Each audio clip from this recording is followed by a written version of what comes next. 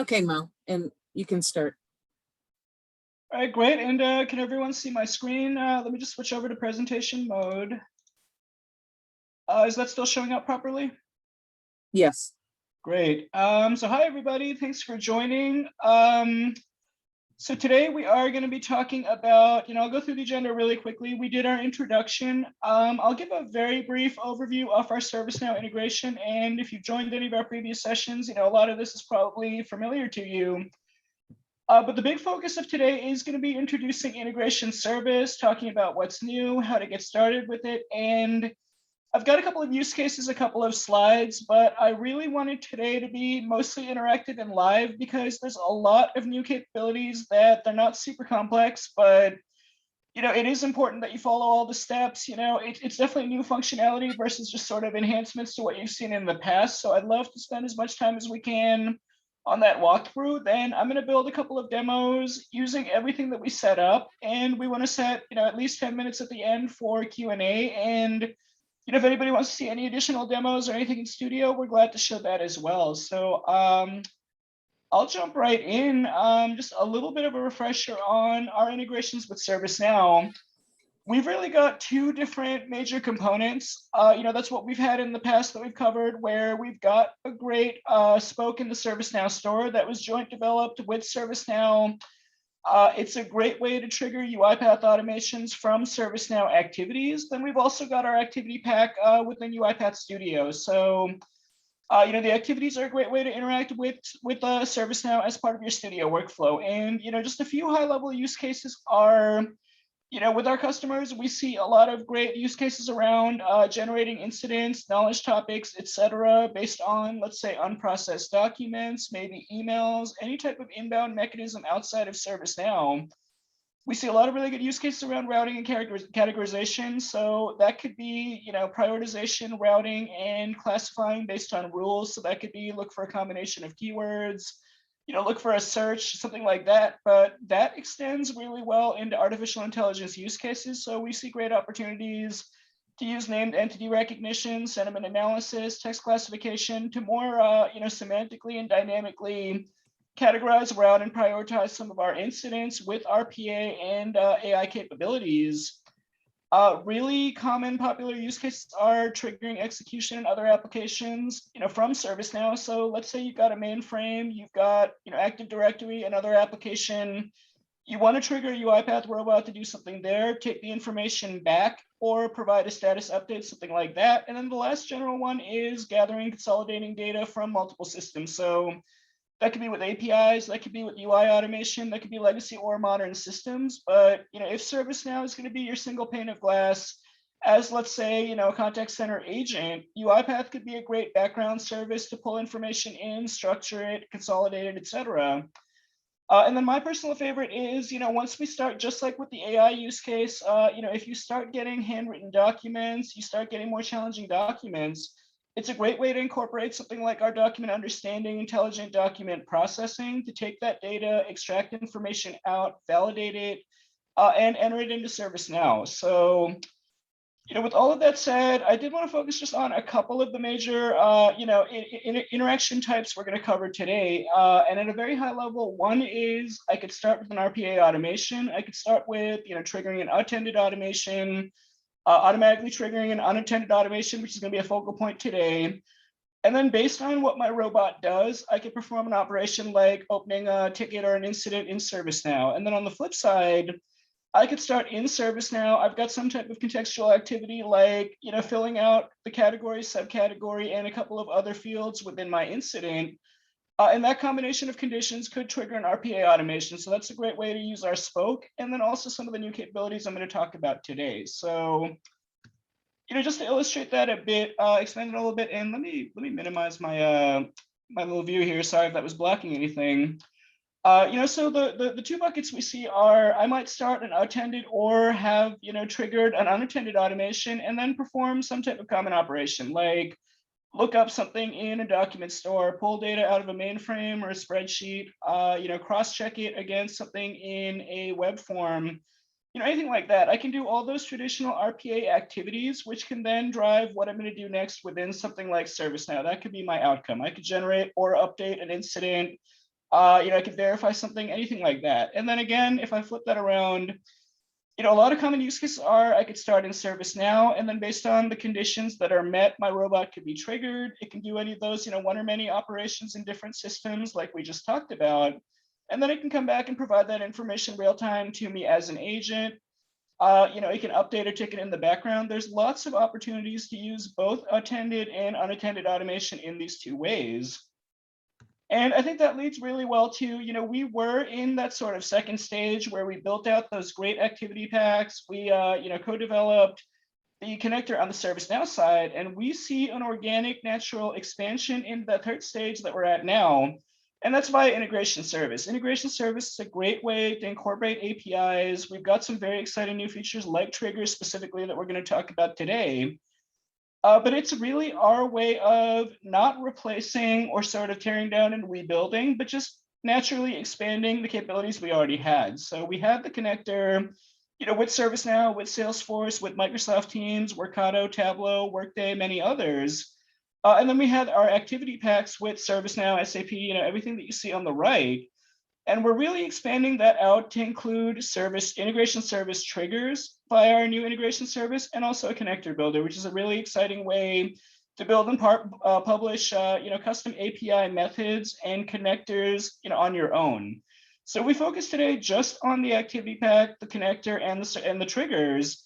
Those are great ways to trigger something from ServiceNow, and also trigger something within your RPA workflow to then do something within ServiceNow. And we're going to talk about both in a couple of very simple examples. And then I've got a couple more slides. We'll share the presentation after today's session, but I'd love to jump into more of the live piece just to show people some of these capabilities, and especially get some Q&A based on what you've seen that's new. So I'll skip this one and this one. And I did want to provide just a little bit more detail on triggers, which are really the newest feature we have here. And a connection within integration service is going to be a connection to the application we're talking about. So it might be Atlassian Jira, it might be SAP ServiceNow like we're talking about today.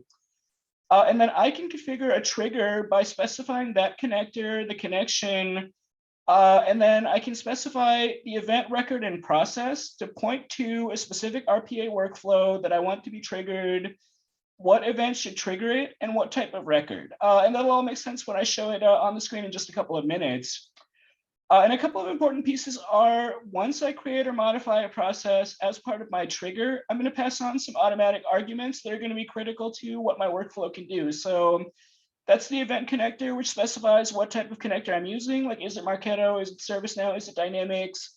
The event, the object type, and the object ID. And we'll go into that, we'll kind of double click on that in just a few minutes. So with all of that intro kind of, out of the way, I did want to start with our quiz. So, our first fun little Menti quiz, and then we're going to dive right into Studio and Orchestrator and set up integration service. So Diana, I will stop sharing. Great. Thanks, Mo. Give me 1 sec, and then you should be able to pull yours up. Okay. So if everybody can look in the chat box, you'll find the Menti code, which is www or menti.com.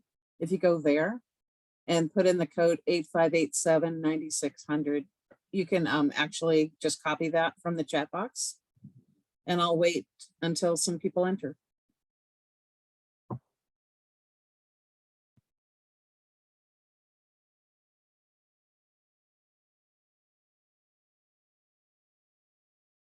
Need at least 5 more, guys. We'll give you a little bit of time to enter.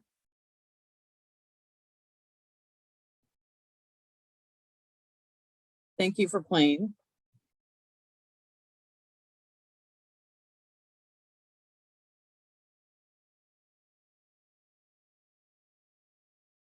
There we go. Nice. We got the magician hat, the rock on. Yeah, it's great. There we go. All right. Cool. Okay, once you've entered this, you don't have to enter again. I mean, you should be set up. So I'm going to go ahead if we're ready. And here's the first question. Oops.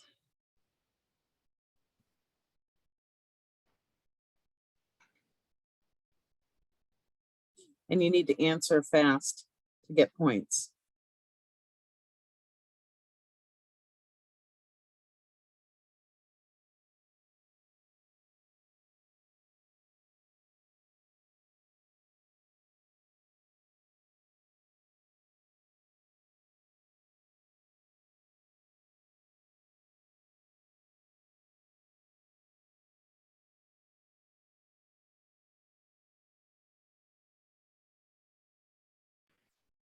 Great. So most of you got it right.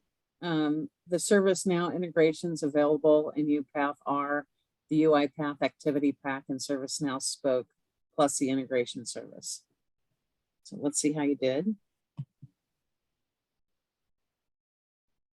Shandu, it looks like you're running. I think you won last week. So good job, everybody. Nice. And this can change as we go through the questions. So we're going to go to the next.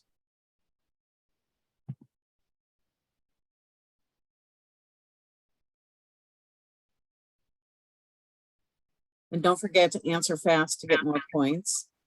I can trigger a UiPath process from ServiceNow by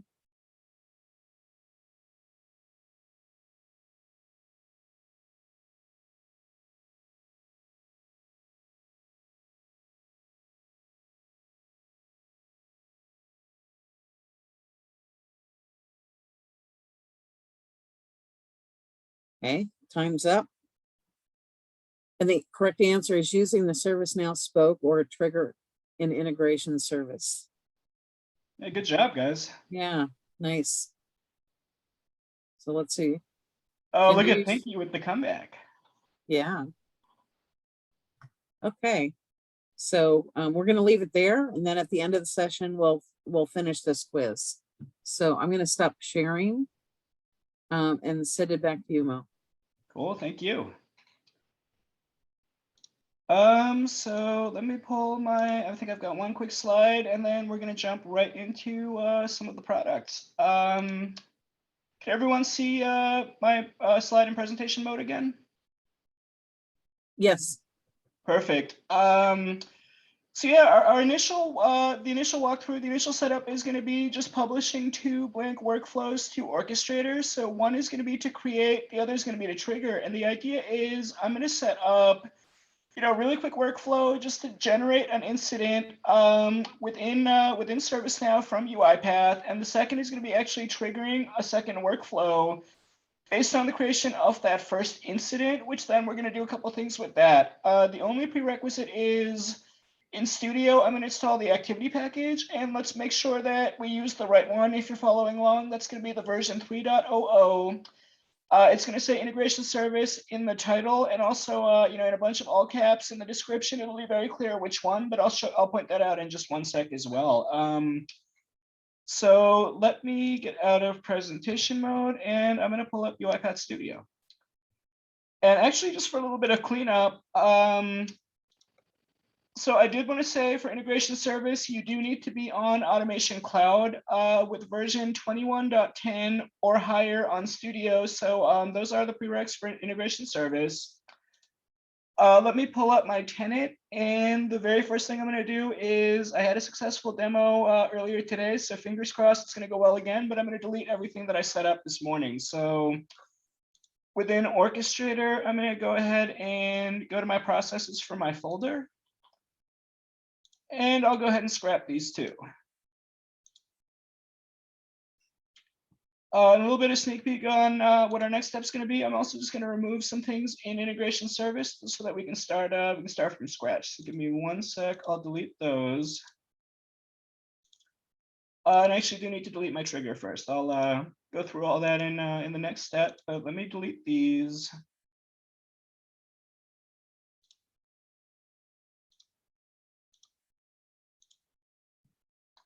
And let's pull up UiPath Studio. So I'll go ahead and open up Studio.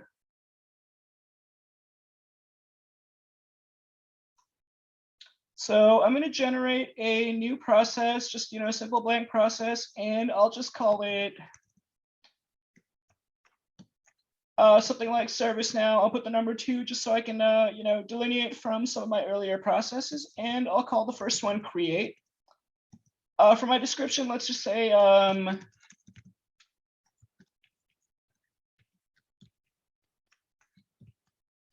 so all I'm going to do here is I'm going to very easily, you're just in a simple way, solicit some user input and generate an incident based on that. So I'll go ahead and create my workflow.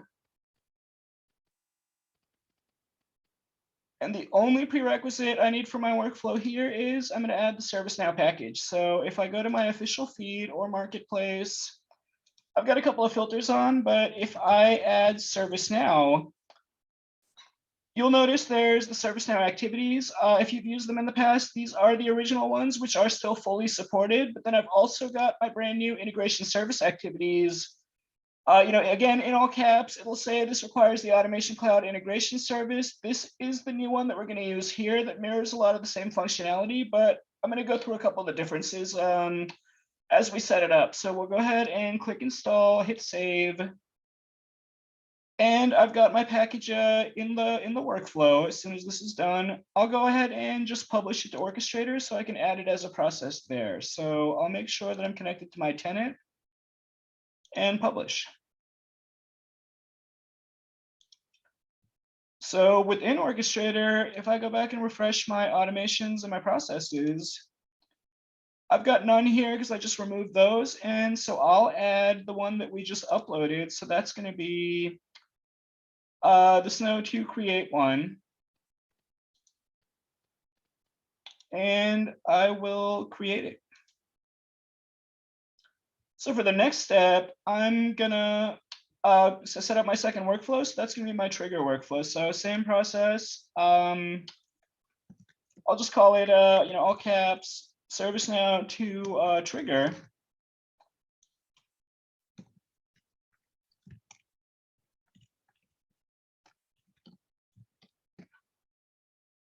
And this should be triggered based on what we're setting up in integration service. So same deal here. I'll go to my packages and add ServiceNow, and I'll go ahead and just publish it to Orchestrator.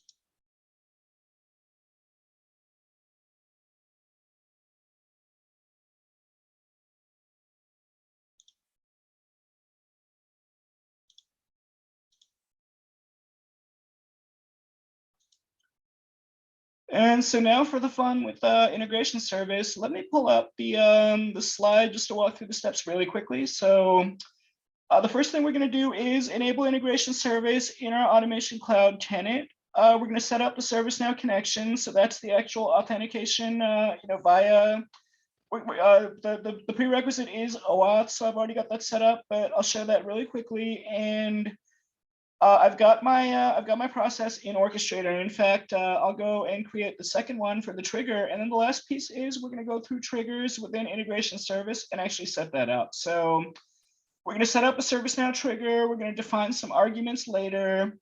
We're going to specify the process, the event, the record, and the job type. And that'll make sense when you see it. And then the only other prereq is we will need an unattended or non-production robot to run the triggered job. With the preview triggers, that is a requirement right now. So let's go into Orchestrator again. Real quick, I'll go ahead and add my my second process. So I've got my Snow 2 trigger here.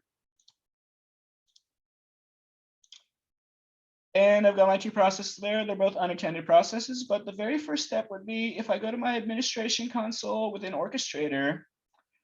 For my tenant, you'll notice I already have integration service, but if I click on more settings and tenant settings, in addition to all of my my other options here, I've got integration service. Just make sure that's checked and you'll get access to it. And as soon as you've got that enabled, you'll see integration service here.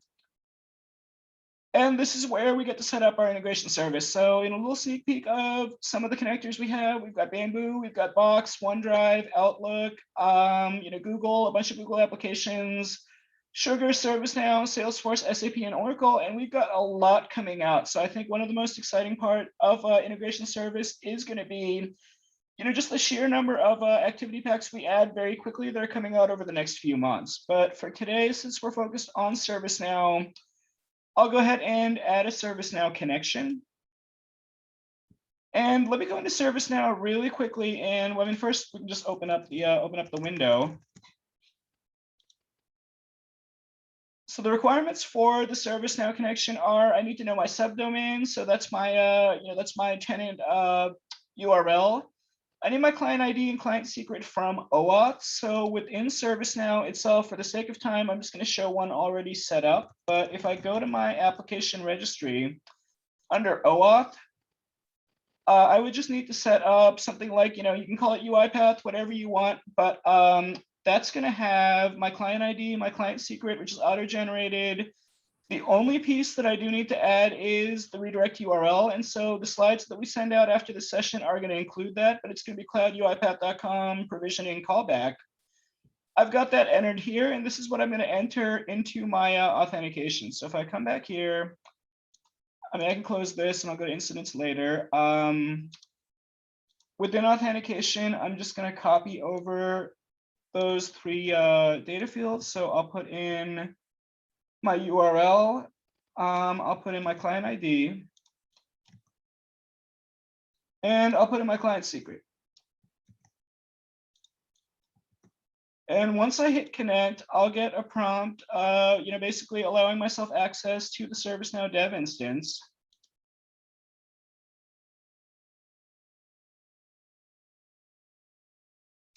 And I should be all set. So if I go to my integration service, I've now got a ServiceNow connection, and you can always click on check connection just to make sure that it authenticates correctly.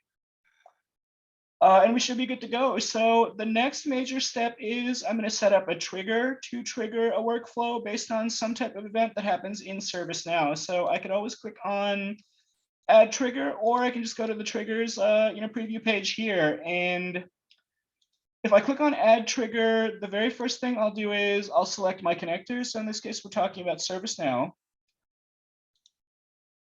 And the reason we published that process beforehand is I'm going to point to the process that I'd like to be triggered. So this is going to be the Snow2 trigger, which is going to be triggered by something in the create process that we set up. I'll specify the job type. In this case, I'm just going to use an unattended robot. But the really critical part is under events here, I can select between new record created or existing record updated. So for, again, for simplicity, I'm just going to use a new record created. And the piece that takes a little bit longer to load is going to be the record indicator here, because that's going to point to every single table within ServiceNow that I have access to. So if I look up the incident table, I'm actually going to see that table available. So what I'm saying here is if a new record is created in the incident table within ServiceNow, go ahead and trigger the Snow2 trigger process via some conditions that I'll add later. I did want to highlight that we've got the little note here that no arguments are defined.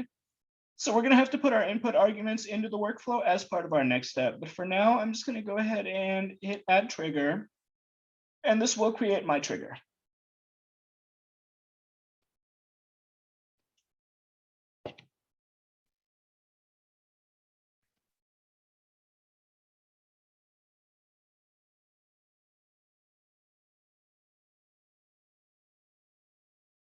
And as soon as that's done, I should be all set. So I've got my trigger. I could always click on it and take a look.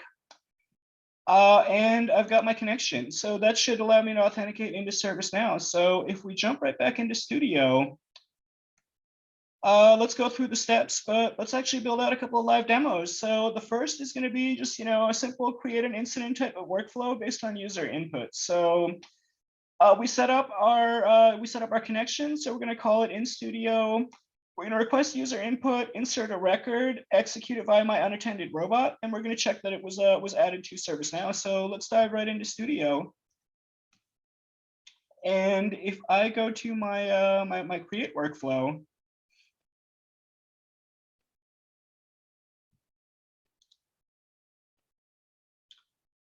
we can have a lot of different ways to populate the variable for the input, but what I'll do is I'll just add a input dialog here.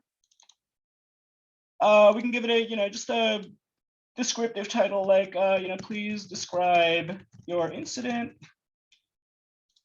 And the value that the user inputs that I'm going to type in here, I'm just going to output it as a, as a string variable for, let's just call it short description. Because what I'll do is I'll put that into the short description field within ServiceNow. And to use ServiceNow as part of our activities, this is the first glimpse you'll get of our activities via integration service. If I look up ServiceNow and add a scope, the big difference between our integration service activities and the previous ones is if I go to my configuration, it's a really simple one-click authentication via that connection I made. So the connection that I've got here is going to be referenced here. If I've got multiple, it'll always select the default one. So I can change the default in Orchestrator. But yeah, if I hit save here, I'm authenticated for both my robot and my design connection. So since we're inserting a record here, I'll go ahead and just click on insert record, drag it into my workflow. When I hit configure, because there are so many tables and so much data in ServiceNow, it will take a minute to load. So we'll just wait for the objects to be visible, but I'm going to select the incident table as soon as that comes up.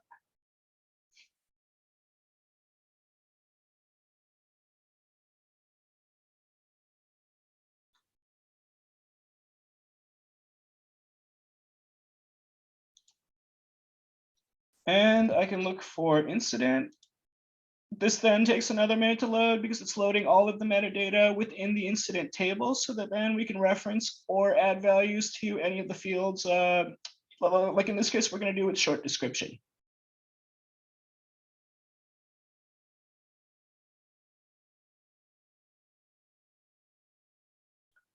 And so we have our AutoGen system ID. So all I'm going to do here is I'm going to look for short description. Select that field. I could select multiple, but I'll just keep it simple for today. And I'm going to reference that variable that we set up as part of the dialog box. So if I look up, if I start typing sh, I'll get my short description variable, and I should be done. So what should happen here is a dialog box should pop up. It should ask the user to please describe your incident. I'll type in my short description. That's going to get passed on to the ticket that should be generated. So we'll go ahead and publish that to Orchestrator. And as soon as that's published, I can go back, but I mean, at any time I can go to Orchestrator and make sure I update the package for my process. You'll see there's a little icon that says updates are available. I'll go ahead and update that. And before we run this, let's set up our trigger process as well. So again, for the trigger, we're going to configure a trigger within an integration service. We're going to display the arguments, and I'll get into that in just one sec. But then we're going to use one of those arguments that are auto-generated by triggers to actually update the incident that we created in the previous workflow. So let me go to my my trigger workflow.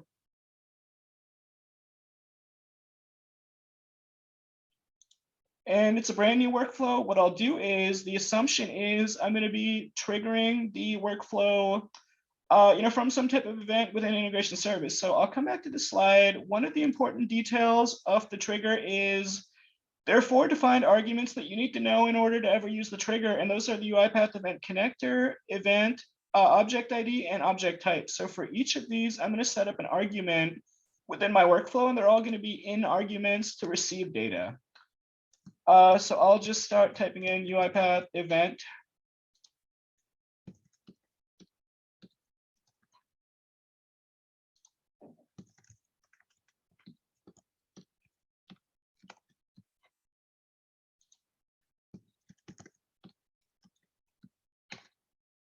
And I know it's not super clear what those are. Like I've got them listed here, but we don't really know what they are. So part of my initial workflow steps could be, and actually before we go into that, let me go back to my trigger and let's actually update the trigger in integration service just to make sure that we do have those arguments available. So I'll publish here in Studio, and when I go to Orchestrator, let me update my process so that we have the latest version of the process.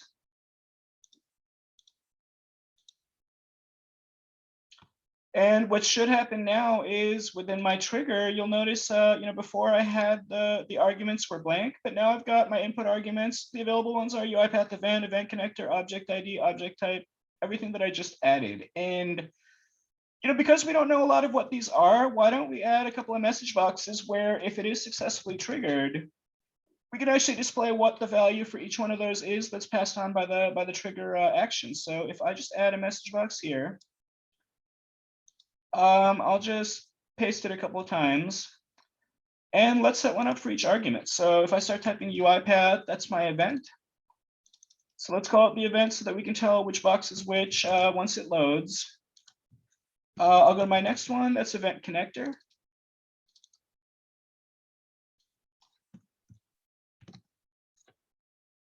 Then object ID, I believe.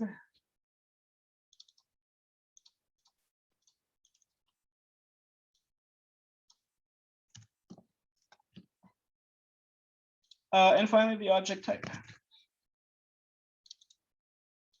And a little bit of a spoiler, the object ID is one of the most important ones because it's actually going to be the identifier within the application for the item that was created or edited, which we're going to use throughout our workflow. So I'll add these here, and what I'm going to do is I'll go back to my ServiceNow activities. And I can add a scope. I can actually add a update record activity past that object ID so that it identifies the correct item, and let's try to make an update to it. So if I go to my update record activity, sorry, the first thing is just setting up that one-click connection again. So I've got my connection back.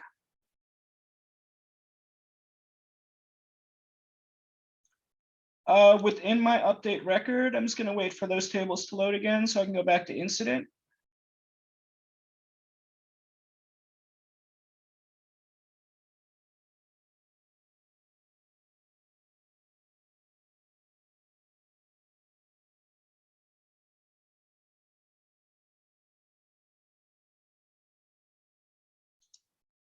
And there we go. And we're going to have one more little delay as I'm loading all those fields. But what I'm going to do is I'm going to take my object ID argument, and I'm going to pass that to the system ID field so that it knows which item to identify, and then I'll try to make an update to it.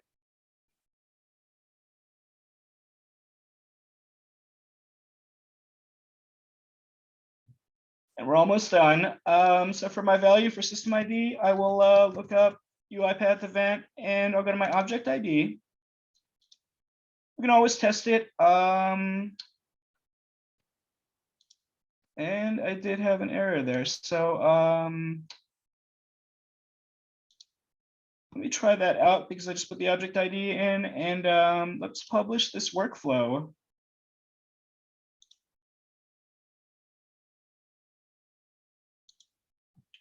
And let's make our last update in Orchestrator to the process, and we should be ready to run.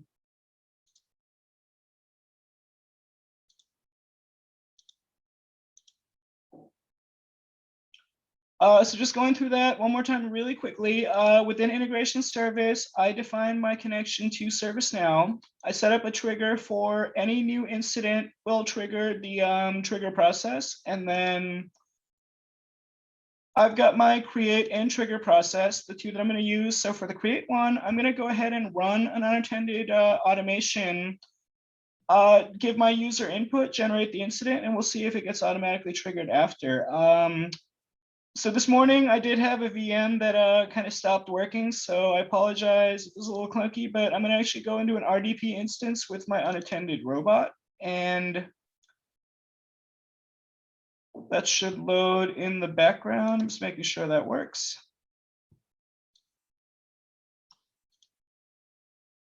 Perfect. Okay, so we do have my unattended robot RDP session. So let's go ahead and run the unattended robot. So I'll start with my create process. This is the one that I'm going to run manually. I'll just pick that that machine, and let's run it. So within jobs, I should see a new job running. It looks like it started successfully, and let's go back to that RDP session.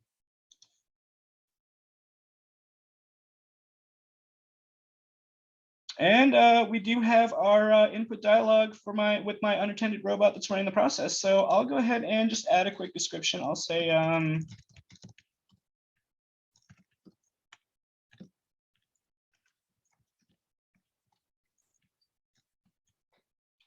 And that should populate my short description. And as soon as that's done, I'll go ahead and close this session. And let's go back to ServiceNow. So what I can do here is I can go to all of my incidents, but I can also check on the job. So it looks like the job was successful. It should have generated a ticket, and I do have my incident here. So the one this morning worked, and the one this time worked. So that's great to see. And then the really big step now is we should see if we get a process triggered, because what we did there is we started with an RPA automation. We triggered something in ServiceNow, but we're looking to use that new trigger to actually do the reverse. And let's hope that that works. And one of the caveats here is the current preview version of triggers can take up to 5 minutes. So sometimes it'll be pretty quick. Sometimes it'll be further within that 5-minute window. So we might have to refresh a couple of times just to see that load. So Diana, if there are any questions in chat, I think this would be a great time. We've got a few minutes to try to answer those. Great. So I have a couple of questions. Hold on. Yep. The first one is from Shindu, and it's, can we add multiple connections for ServiceNow or any other connector? So fantastic question. You can add many connections right now, but you can only use the default one at a time, basically. So you can add them, but you'd have to switch which the default is as of right now. That's a big feature request we have. I'll go ahead and reiterate it to our product team, but I think the idea is to be able to do multiple across multiple processes versus just the default. But for now, it's one at a time, but you could set it up front within Orchestrator. And I see a question as well on delay for select object. I can check on that because I don't have an answer off the top of my head. It definitely should be improved, but I can definitely check on some details on that. And yeah, for the error we saw, I think I did it too quickly. So honestly, the delays, like anytime you see that loading, I would wait because I'm pretty sure the connection is going to work, but I hit it too quickly. If that's an okay answer, because that's what I think. Because when I went to look at it, I didn't see an error, and it looked like everything was fine. So I guess we'll find out in a minute. But I think it was just, you may get an error if before something loads, you try to interact with it, if that helps at all. Any other questions just while we're waiting? And let me actually refresh a couple times and let's see if we see our process. Yeah, so I just put on unmute everybody if anybody has any questions. Cool.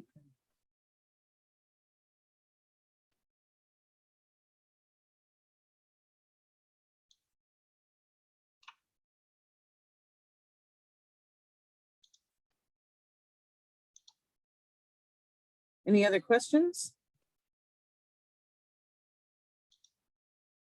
I feel like we should have some elevator music or something now, but it should be any minute, guys.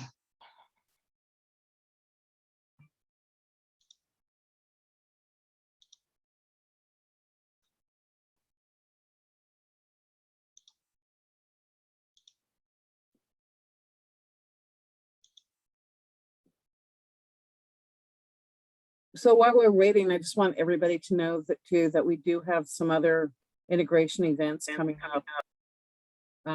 Just make sure that you look at the schedule. I put where you can find those events in the chat.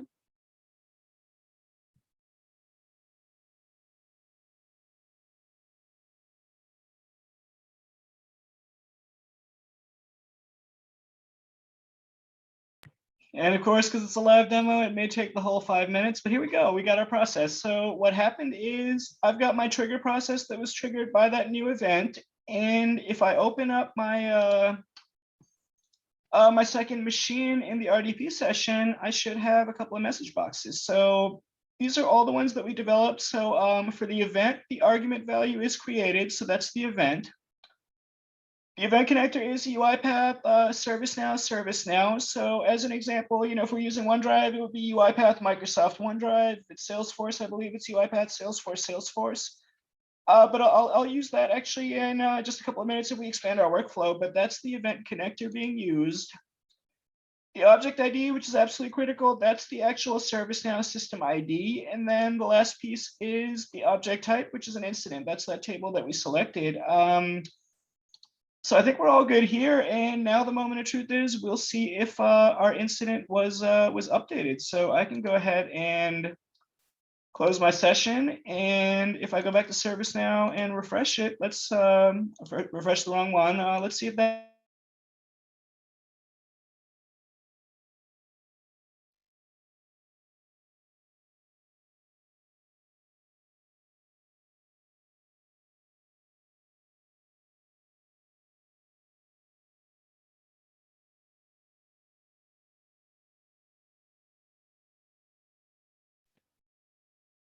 Oh, sorry. Yeah. So what happened actually is the reason we got that error is I populated the system ID, but I didn't actually make an update to the item. So that's why I was hoping to update description, but I didn't even put that into my workflow. So let's really quickly.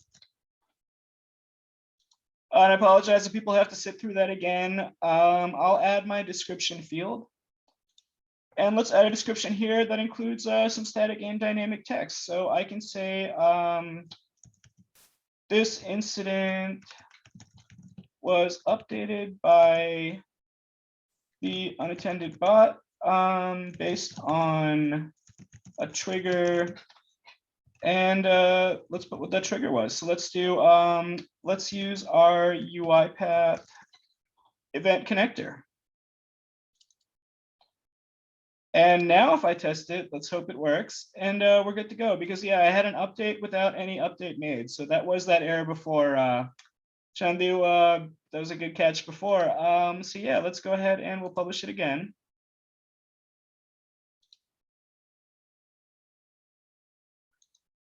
And I think we're doing okay on time. So I apologize. I will have to go through that workflow again. So really quickly, let's go back to Orchestrator. I'll update my process. I will go ahead and run that create workflow again.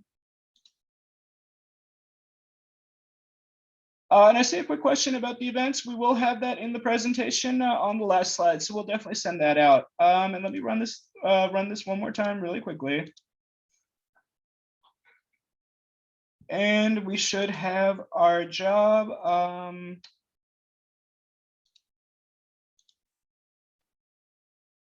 I'll connect to my session. I will add my incident short description.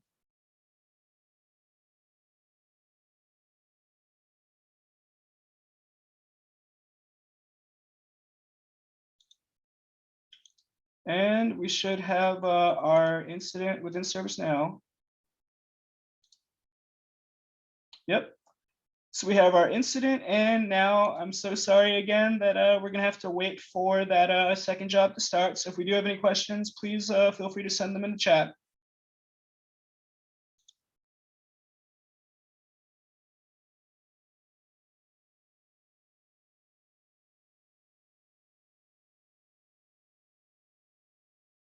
And while we're waiting, I just want to remind everybody that this presentation and recording will be available, but not until tomorrow when we can post it.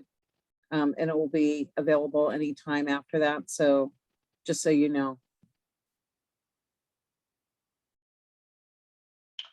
Yeah, so great question from Daniel. The current iteration of the connection does require OAuth. I can check if there's any intention to or anything on our roadmap to allow different authentication, but I believe OAuth is a hard requirement. As of now, it definitely is, if that helps answer.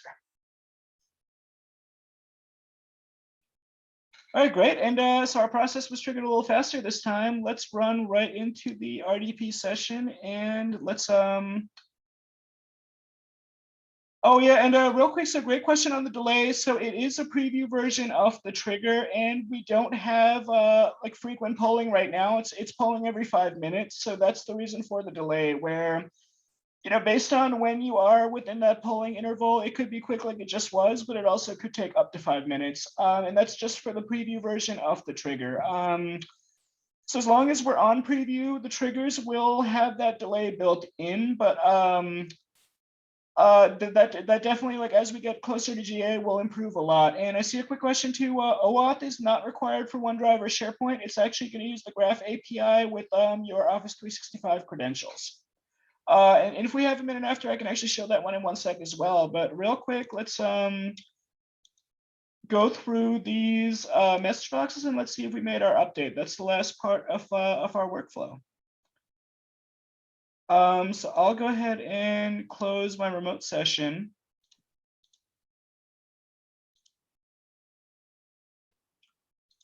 Let's pull up our incident, and great. We've got the description update that we used the activity for, and that actually pulled in the argument for the UiPath ServiceNow.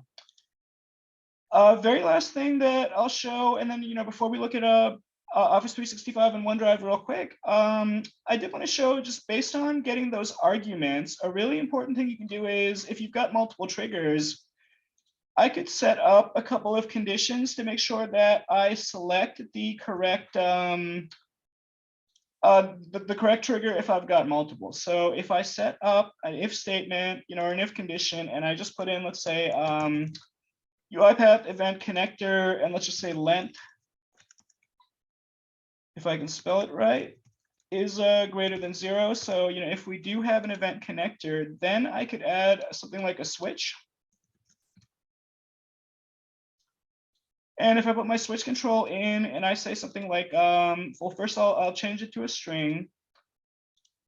If I use UiPath event connector again as my operator, and I set up a case for UiPath ServiceNow, and that's what we had here, I can say that if I do have a trigger, if I have a valid trigger, if the trigger type, the UiPath event connector type, is ServiceNow, go ahead and run this entire sequence. So a really simple way to set up a switch. And if I've got multiple triggers, identify if it's a OneDrive one, if it's a Salesforce one, if it's a ServiceNow one, go ahead and write either run the correct sequence or invoke a workflow, which is recommended for each of those different product types.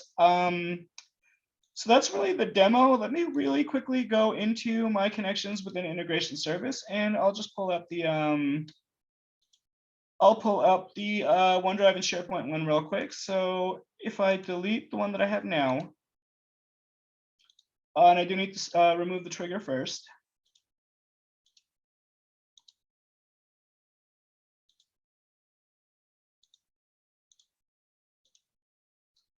Just as another example, and Peter, for you specifically, here is the OneDrive /SharePoint one, and when I get into the authentication screen, it's actually going to use my Office 365 credentials and SSO.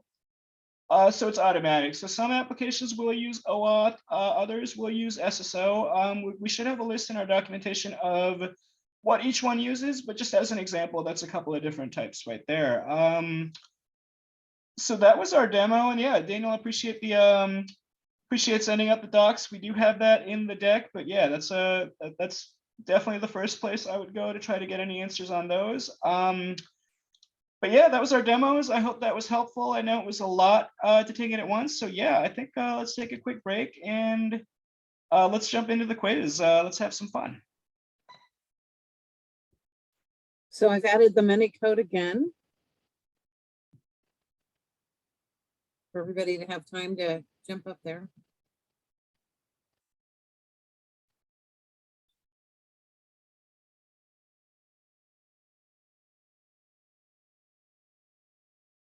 We'll go to the next question.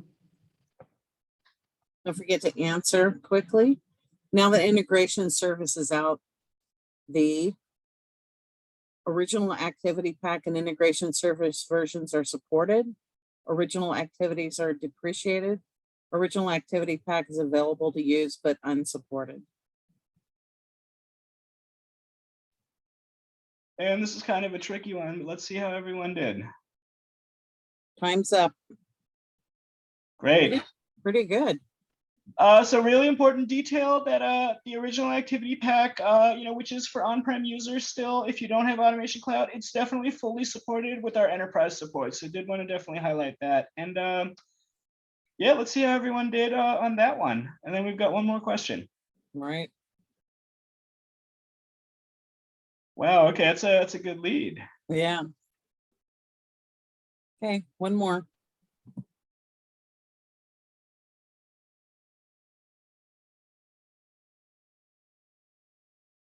APRs are a robust, reliable integration method because everyone loves acronyms.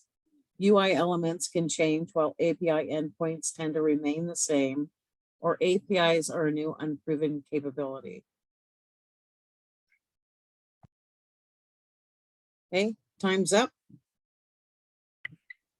Great. Well, at least one person loves acronyms. They're probably on our federal side, but good job, guys.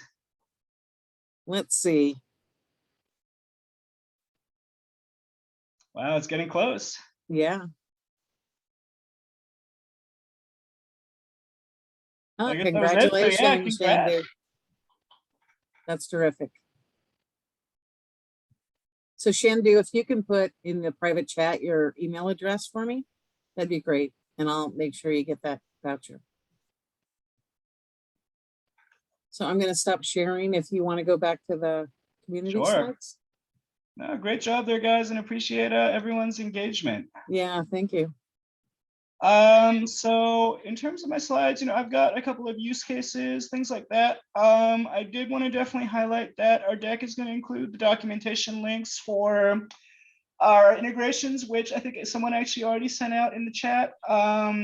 A couple of things relating directly to integration service, so specifically connections and triggers, the updated ServiceNow activities, and also the spoke in the ServiceNow store. So I did want to reiterate too that the spoke is still a great way to set up a lot of more granular interactions in ServiceNow to trigger robots. And then from our perspective with triggers, it's really simple in terms of add or a new item or an updated item. But then as part of my workflow, if it's a new item or if it's an updated item, I can put in a lot more filter criteria. I can add more checks saying, if there is a certain condition met, go ahead and do this, otherwise do something else. There's a lot of configuration available within Studio for the triggers. And then on the spoke, there's a lot of configuration available within ServiceNow. So if you have both, it is kind of the best of both worlds where you've got multiple different ways to trigger our UiPath automations via ServiceNow. And then the activities, of course, can be used at any time within Studio as part of your workflow.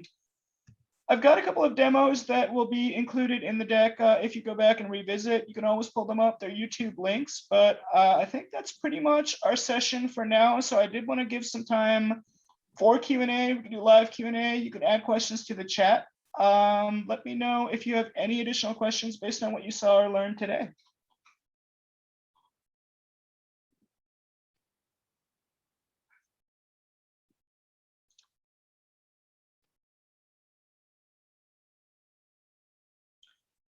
So I see a really good question around triggering via network shared files. So I know you can definitely trigger via OneDrive. I think for the shared drive, you'd have to do some type of traditional automation to check for an update made there. So it wouldn't be via integration service triggers. It would be via traditional automation.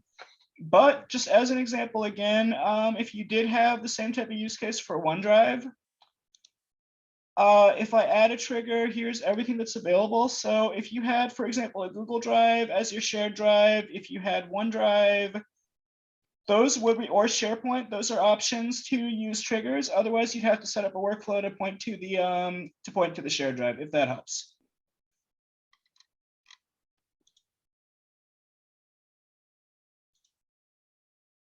And the deck will definitely be shared. So we'll share it with the recording. It should be available tomorrow, and that's going to include all the hyperlinks and all the info here.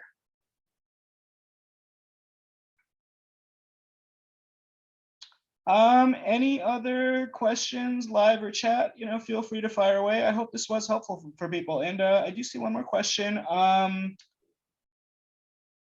So Andy, if you are having authentication errors, are you on 21.10 or higher in Studio? And do you have Automation Cloud?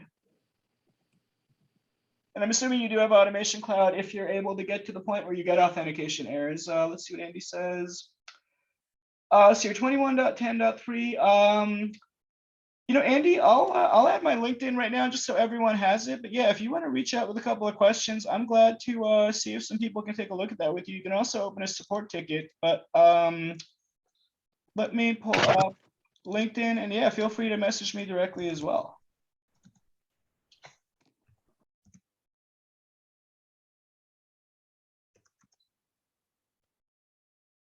Oh, and Diana, if you want to unmute everybody, I think at least one person was trying to unmute.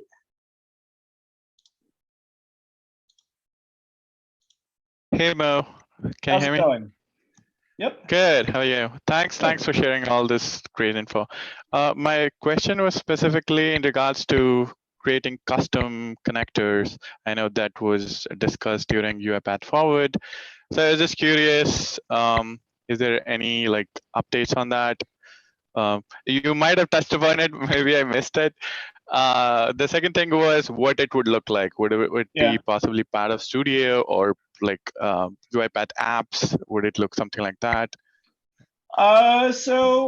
Connector Builder definitely is one of our upcoming features. I've seen some previews of it. I would say stay tuned. We're going to push out a lot of information on that, but it is going to be web-based pretty much. It's going to be an extension of Orchestrator, basically, where within that same UI, just like integration service, you'll have the ability to build connectors. It will be similar to apps, but it's a really, really cool capability. And we're going to have at least one session on Connector Builder specifically as it gets closer to the various previews. Awesome, thanks. Yep, absolutely. And I posted my LinkedIn in the chat. If anybody has any questions, wants to connect, please feel free. And yeah, Andy, we'll definitely look forward to trying to figure out what's going on with authentication for you.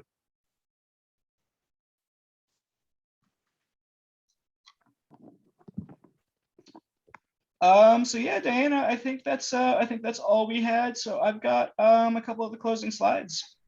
Yeah, thanks. I've actually posted my queries to the announcement of integration services, a few weeks ago.